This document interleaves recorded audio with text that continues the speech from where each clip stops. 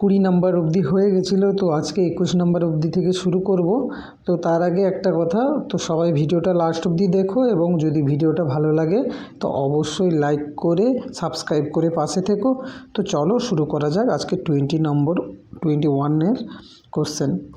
তো কোশ্চেন কি বলছে 21, the common practice for household refuse disposal in rural area. Rural এরিয়াতে ডিসপোজ কিভাবে করা হয় হাউসহোল্ড? তো ডাম্পিং, 2 নম্বর হচ্ছে burning, autoclaving, none of this. অবশ্যই ডাম্পিং হচ্ছে সঠিক উত্তর।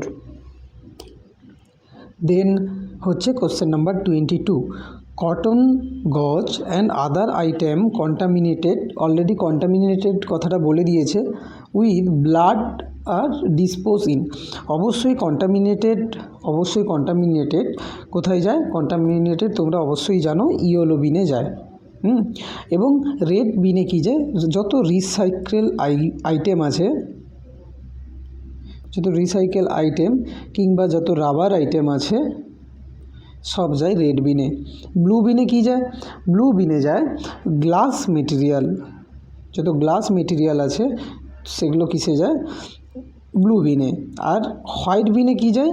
আরেকটা কোশ্চেন থাকতে পারে হোয়াইট বিনে হচ্ছে যত শার্প আইটেম আছে সব যায় হোয়াইট বিনে। আচ্ছা, কোশ্চেন নাম্বার 23 কী বলছে? কোশ্চেন নাম্বার 23 বলছে an epidemic affecting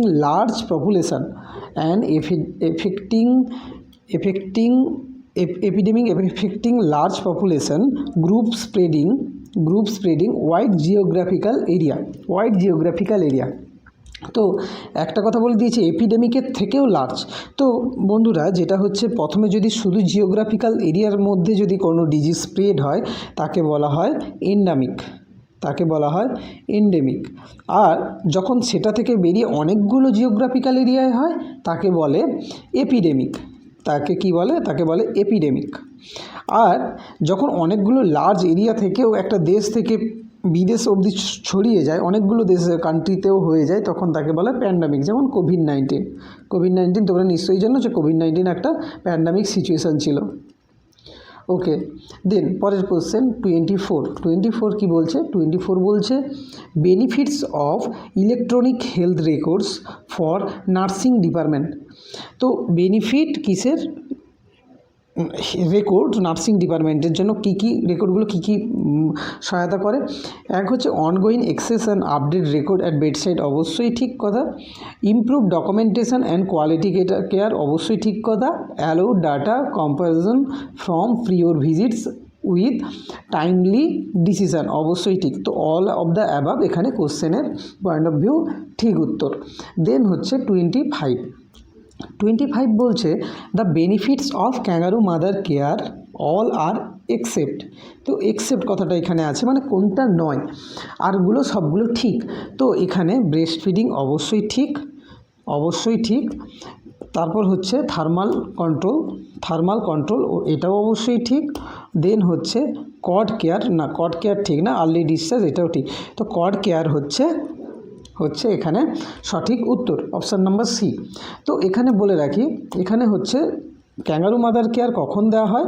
kangaroo mother care KMC কখন দেওয়া হয়?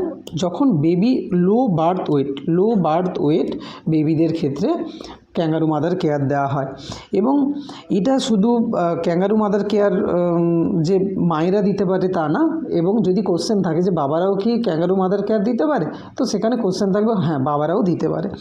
ওকে, দেন হচ্ছে 26 সিপিআরের যে 3 স্টেপস কী বলে? তো আগে ছিল ABC টেকনিকে ইউজ হতো, কিন্তু এখন হচ্ছে CAB টেকনিক ইউজ হয়। তাহলে ফার্স্ট অপশান আছে চেস্ট কম্প্রেশন, এয়ারওয়ে ব্রিদিং, একদম প্রথম অপশানটাই ঠিক উত্তর।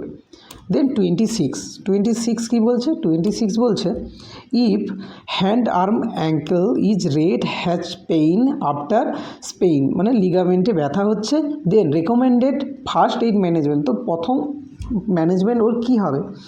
ফার্স্ট অপশান আছে ice local compression and elevation, heat local compression and elevation, ice local compression and massage, none of this. অবশ্যই ম্যাসেজ কথাটা হবে না, ম্যাসেজ করা যাবে না, আর হিট ইনিশিয়াল লেভেলে হিট দেওয়া যায় না। তো ফার্স্ট অপশান হচ্ছে সঠিক, ice local compression and elevation. Okay, then পরের কোশ্চেন কি? পরের কোশ্চেন হচ্ছে the causative organism of dengue fever.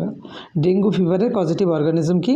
অবশ্যই তোমরা জানো, আগেও এসছে পরীক্ষায়, এবারেও এসেছিলো 21, 23 প্রত্যেকটাতে এসছে এটা প্রিভিয়াস ইয়ারে। তো এডিস মসকিটো এটা হচ্ছে সঠিক উত্তর। তো অ্যানোফিলিস কী করে? অ্যানোফিলিস করে ম্যালেরিয়া, এটা নিশ্চয়ই জানো, ম্যালেরিয়া করে। এডিস শুধুমাত্র যে ডেঙ্গু করে তা না, ইয়েলো ফিভারও করে, চিকেনগুনিয়াও করে। আচ্ছা, দেন হচ্ছে 29 কি বলছে? RICE RICE method when treating ankles pain means. তো আর মানে হচ্ছে রেস্ট, আইস, কম্প্রেশন, এলিভেশন। তো অপশান নাম্বার সি হচ্ছে ঠিক, RICE।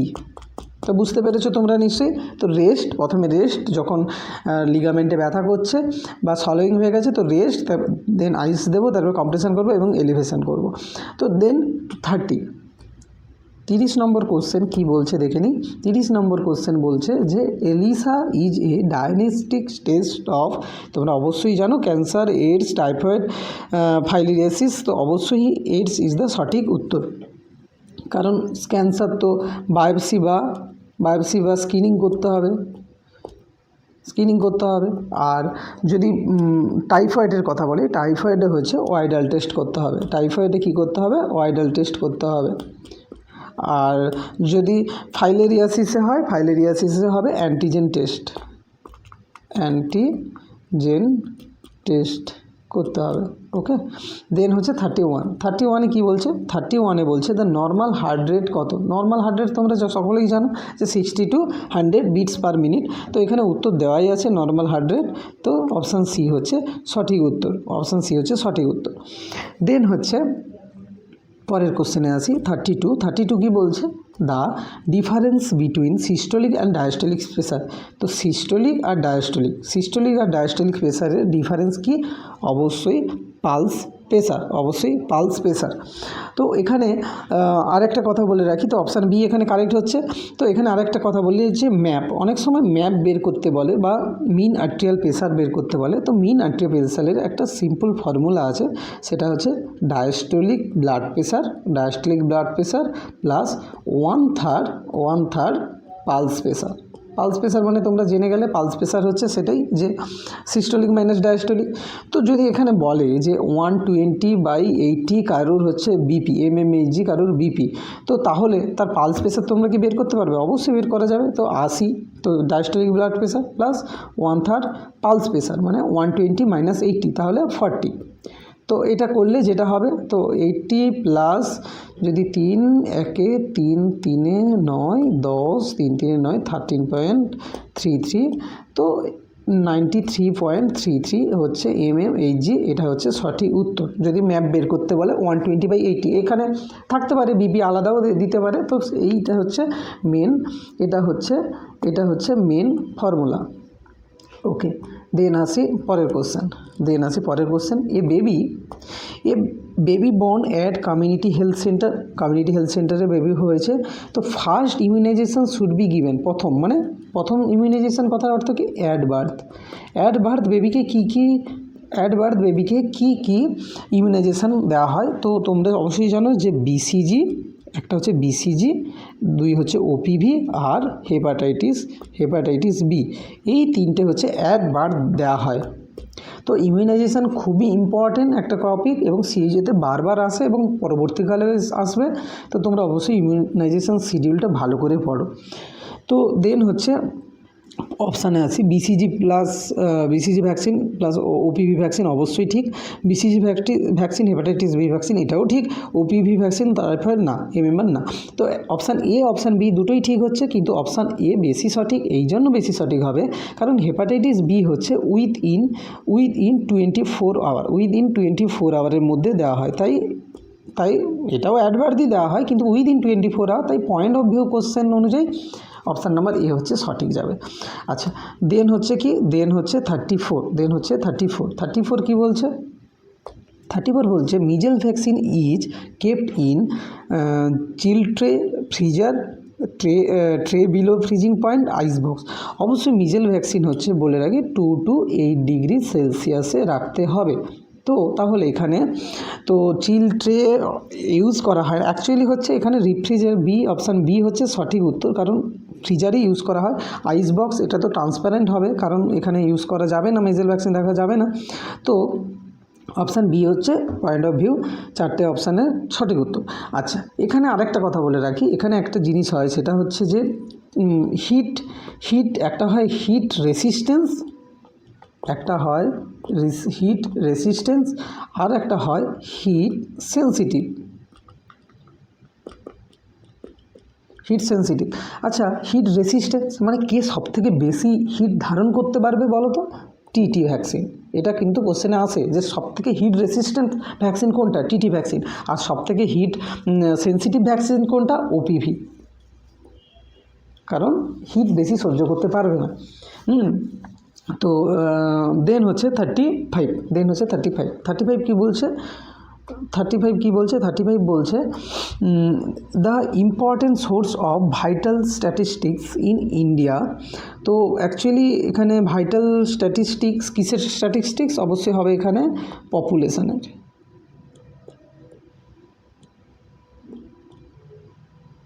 পপুলেশনের হবে স্ট্যাটিস্টিক্স। তো পপুলেশনের স্ট্যাটিস্টিক্স কি? তো এক হচ্ছে পপুলেশন সেন্সাস, অবশ্যই ঠিক। তারপর হচ্ছে সিভিল রেজিস্ট্রেশন সিস্টেম, অবশ্যই ঠিক। সিম্পল রেজিস্ট্রেশন সিস্টেম, সবগুলোই ঠিক। অল অফ দ্য অ্যাবাভ হচ্ছে সঠিক উত্তর। দেন PCOS card started in the year, PCOS card started in the year of 2010 হচ্ছে সঠিক উত্তর। তো এখানে অ্যান্টিনেটাল কেয়ার, চাইল্ড হেলথ সব কিছু এসেছিলো, লেটেস্ট কেয়ার। দেন হচ্ছে best method 37, best method of screening early detection of carcinoma breast মানে হচ্ছে breast cancer of a woman aged above the 40 years, 40 বছরের বেশি। তো অবশ্যই এখানে সঠিক উত্তর হচ্ছে, এখানে রেগুলার এক্সরে তো হবে না, সেলফ এক্সামিনেশান, এটা তো অ্যাওয়ারনেস, রেগুলার বায়োপসি না। তো মেমোগ্রাফি হচ্ছে অপশান নাম্বার বি হচ্ছে সঠিক উত্তর। দেন হচ্ছে 38 কি বলছে? 38 বলছে in India which one is the first referral unit কোনটা ইন্ডিয়াতে? তো অপশানটা দেখে নিই। এক হচ্ছে সাব সেন্টার, 2 হচ্ছে প্রাইমারি হেলথ সেন্টার, 3 হচ্ছে কমিউনিটি হেলথ সেন্টার, 4 হচ্ছে রিজিওনাল হসপিটাল। তো বলে রাখি ফার্স্ট লেভেলের ট্রান্সফার হচ্ছে প্রাইমারি হেলথ সেন্টার। ফার্স্ট লেভেলে হচ্ছে রেফারেল ইউনিট হচ্ছে কি PHC, প্রাইমারি হেলথ সেন্টার। দেন হচ্ছে কমিউনিটি হেলথ সেন্টার, তাহলে কি হচ্ছে সেকেন্ডারি, কমিউনিটি হেলথ সেন্টার হচ্ছে সেকেন্ডারি চলে আসছে। দেন হচ্ছে রিজিওনাল হসপিটাল, টার্সিয়ারি লেভেলে হচ্ছে রিজিওনাল হসপিটাল। তো দেন হচ্ছে 39 কোশ্চেন আসি। 39 কি বলছে? 39 বলছে which test is use to determine leprosy test, কোন টেস্টের মানে লেপ্রোসি ডিটারমাইন করা যায়, কোন টেস্ট করে? মন্টেক্স টেস্ট না, মন্টেক্স টেস্ট তো টিবির জন্য তোমরা জানো, এবং লেপ্রোমিন টেস্ট, অবশ্যই এটা অপশান নাম্বার বি হচ্ছে সঠিক উত্তর। এলিসা টেস্ট তো কিছুক্ষণ আগেই বললাম, এটা তো এইডসের জন্য, এইচআইভির জন্য। এবং সিক টেস্ট, এটা হচ্ছে ডিপথেরিয়া, সিক টেস্ট তাহলে কিসের জন্য? ডিপথেরিয়ার